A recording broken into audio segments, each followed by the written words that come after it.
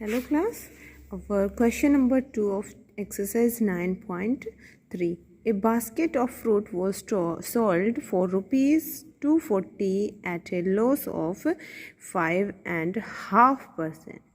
एक जो टोकरी है फ्रूट्स की वो बेची गई है 240 रुपये में और लॉस हुआ है उसको 5.5 यानी 5 to the 10 और 11/2% का। ठीक है, vote for what price should it have been sold to gain 10%? वो किस रेट पे बेची जाए कि उसको 10% का क्या हो, गेन हो। ठीक है बेटा, अब पहले तो देखिए हमें लॉस परसेंटेज दे दिया उसने। लॉस परसेंटेज है 5.5%। ठीक है, मैंने इसको कन्वर्ट किया फ्रैक्शन में 5 to the 10 and 11/2%। तो बेटा हमें पता है कि CP जो होता है SP मल्टीप्लाई बाय 100 और अपॉन 100 माइनस लॉस परसेंटेज। ठीक है, तो इससे मैं अपना क्या निकालूंगी, जो CP है वो निकाल लूँगी। SP क्या है उसने बता दिया मुझे, 240 है मल्टीप्लाई बाय 100 और 100 माइनस 11/2।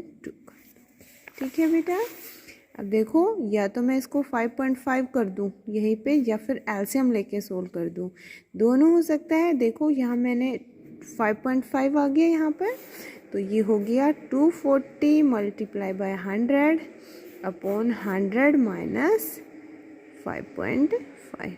ठीक है, अब देखो ये इसको मल्टीप्लाई करा बेटा तो 3 zeros आ गई और 100 में से 5.5 हमने जब सब्ट्रैक्ट करा तो 94.5 आ जाएगा। ठीक है, इसको सोल्व करेंगे तो देखो इस डेसिमल को हटाने के लिए यहाँ पर एक ज़ीरो चली गई। जब मैं इसको सोल्व करूँगी तो मेरा जो आंसर है 279.37 आ जाएगा। क्लियर बेटा? ओके, नाउ थर्ड क्वेश्चन बेटा। ए कारपेंटर ब्रोट ए टेबल, जो एक कारपेंटर है उसने एक टेबल खरीदी है for rupees 12,800 and spend rupees 1,200 on it's repair. ठीक है, तो उसने उस पर खर्चा करा है, रिपेयर करने के लिए उसने 1200 रुपये उस पर 1,200 रुपीज़ खर्चा कर दिया। ही सोल्ड इट फॉर रुपीज़ 16,800। उसने उसको बेच दिया अब 16,800 में। उसका गेन परसेंटेज निकालना है। बेटा क्वेश्चन इजी है बहुत। उसने कितने में ख़रीदा उसको, यानी थर्ड क्वेश्चन से जो कॉस्ट प्राइस है वो टेबल का क्या है 12,800। उसने उस पर रिपेयर कितने करे हैं, रिपेयर पे उसने 1,200 रुपीज़ लगा दिए हैं, यानी टोटल जो उसका कॉस्ट प्राइस है वो कितना आएगा। यहाँ से हमने इनको ऐड करा तो ये आएगा 14,000। ठीक है, अब देखो SP यानी उसको सेल किसने किया है, SP of the table sale कर दिया बेटा उसने उसको 16,800। अब देखो जो गेन होता है वो क्या होता है SP माइनस CP, तो SP माइनस CP, तो SP है 16,800 माइनस 14,000। तो आपने जब इसको सब्ट्रैक्ट करा तो ये आपके पास आ गया गेन। नाउ क्वेश्चन ने बोला है मुझे निकालना है जो गेन परसेंटेज निकालना है, और गेन परसेंटेज का फॉर्मूला होता है gain upon CP multiply by 100। ठीक है, तो देखो गेन कितना था उसका 2800 अपॉन उसका CP है 14,000 मल्टीप्लाई बाय 100। 20 से 20 कट आउट हो गई, 14 1 जा और 0 14 2 जा। देखो 10 से ये 0 भी कट जाएगी और यहाँ पे आया 20%। ठीक है, ये आपका आंसर हो गया। क्लियर बेटा? नेक्स्ट क्वेश्चन देखिए। On selling A refrigerator for rupees 22,050 A shopkeeper gain 1/5 of its cost price.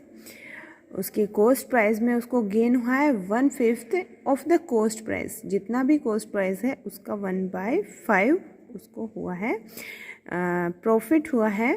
Find the cost price of refrigerator, उसका मुझे कॉस्ट प्राइस निकालना है। ठीक है बेटा, सेल करा है रेफ्रिजरेटर को 22,050 रुपीज़ में और शॉपकीपर गेन हुआ है 1/5।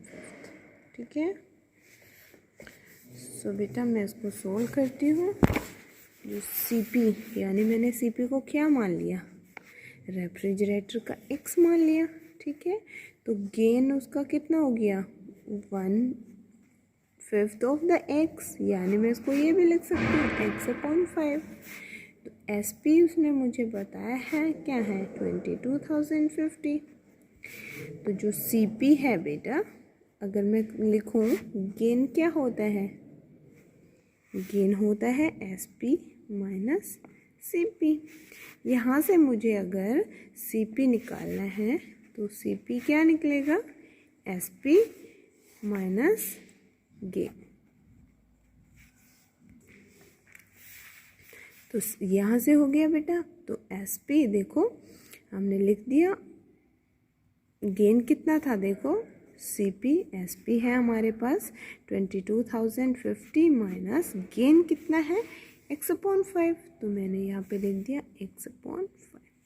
अब देखो मैं इसको सी पी को मैंने क्या माना है, ऊपर x माना है, तो x is equal to 22,050 minus x/5। यहाँ से मैं बेटा x को इधर लेके आ जाती हूँ, तो यहाँ माइनस का है तो इधर लाऊंगी तो ये प्लस का हो जाएगा, x/5 इज इक्वल टू 22,050। ठीक है, अब जब देखो मैंने इसको एलसीएम लिया 5, तो ये हो गया 1 5 ज़ा तो 5x और ये हो गया 1, तो ये x, तो यहाँ पे मेरे पास आ गया 6x/5 इज इक्वल टू 22,050। ठीक है, यहाँ से मैं बेटा अपना x निकाल दूँगी।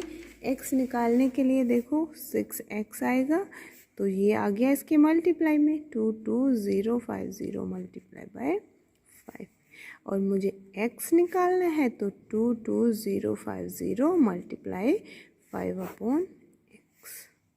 ठीक है, अब मैं इसको सोल्व कर लूँगी और मेरा जो आंसर है यानी सी पी है वो आ जाएगा 18,375। ठीक है, क्लियर बेटा?